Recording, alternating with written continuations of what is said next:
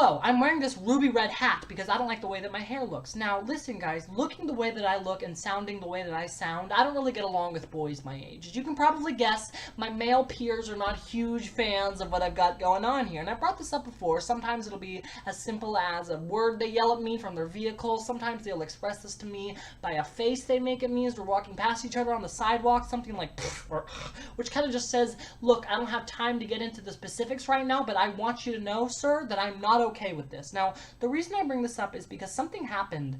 I was threatened recently. Not on the internet, surprisingly enough, but on the phone. I received a personal phone call from a young man. I won't get into the exact reason for the call, but I will say that I didn't actually do anything wrong, and men are fucking psychopaths. Now, it happened very quickly. I don't really remember exactly everything he said. It was mostly just a very detailed description of how he was going to violently beat me if he ever saw me, which, by the way, is an interesting point I'd like to bring up. I do remember his phrasing on that. It was, if I ever see you. Not, I'm going to come and find you. He's not going to seek me out. He's not driving over. He's not going to invest gas money into this assault. But just if we happen to run into one another at a place, he'll do what he has to do. Anywhere, I assume. Grocery store, pasta aisle. He'll most likely abandon a full cart.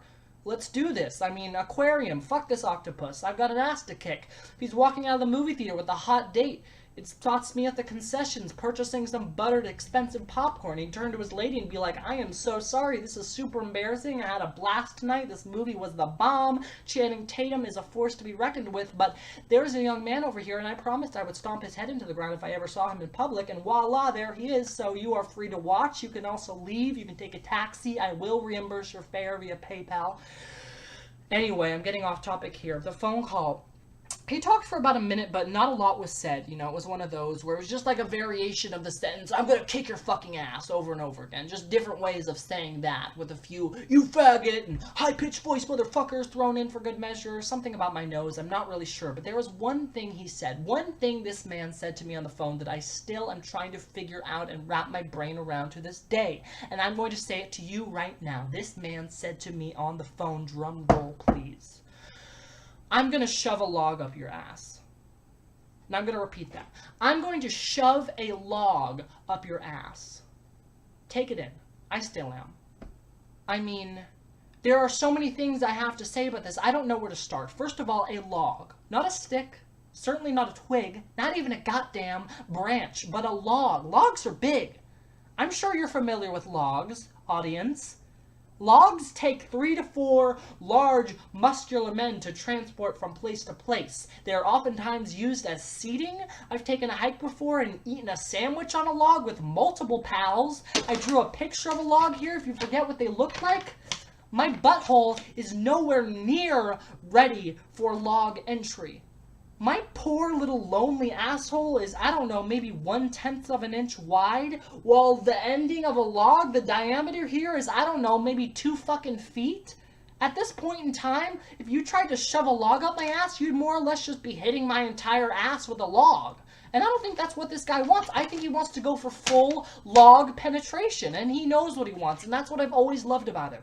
And look, how we're going to get this log in, I'm not really sure. I'm not even sure that he knows, because sometimes all you have is a dream, and baby, the journey is still cooking up in the oven. I mean, obviously, he'd have to do a lot of work on my butthole. I mean, we'd start out small, obviously, maybe a few fingers, move our way on up the dildo train, maybe at some point introduce some sort of tube instrument. I mean, do we have a budget? That can't be cheap. I mean, he'd be shoving a lot of things up my ass before we made our way to log. And let's not forget, this all started with him calling me a faggot. Think about that for a second. I mean, this would take some time. I'm not a scientist, but honestly, stretching my lonely little butthole enough for a full-on log shove couldn't take less than, I don't know, a year and a half. And even with that estimate, he'd have to be working me day and night. I mean, are we going to move in together? Probably. I can't imagine why we wouldn't. This isn't something that you can just take breaks with willy-nilly. Butthole stretching is very similar to ear piercing. If you don't commit, if you take a month off, that thing will close right back up. You'll be back to square one. So if we're going to do this, we have to fucking do this, okay? I mean, are we going to be talking as he gets me ready? I mean, I know the man and I have had our disagreements, but at a certain point, maybe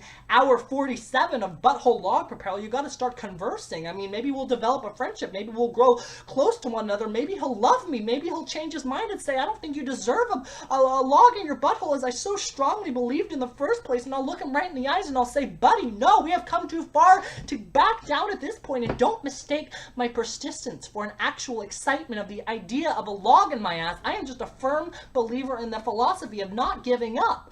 I mean, this thing is not going to be easy. Let's not completely get caught up in just the preparations. I mean, how long does the log stay in? Forever? When you hear someone say, I'm going to shove a log up your ass, you can't imagine they're going to help you remove it. I mean, is that just my thing now? Is it not an in and out situation? Do I just stuck with it? Do I just walk around with this log in my ass for the rest of my life? Do I just become that guy? Does my family lose respect for me when I show up for a Thanksgiving dinner? Does everyone try their hardest not to bring up the elephant in the room, or more specifically, the log in my fucking ass? I mean, oh my god, what is this? Will I ever have a healthy relationship again? Will this log just take over my life? Will I just become the shell of a man? This isn't fair, and don't even get me started on splinters! Anyway, remember to share this video with your friends, because it may very well get me killed, and I'd like to get some views and leave some money for my family. So, bye-bye.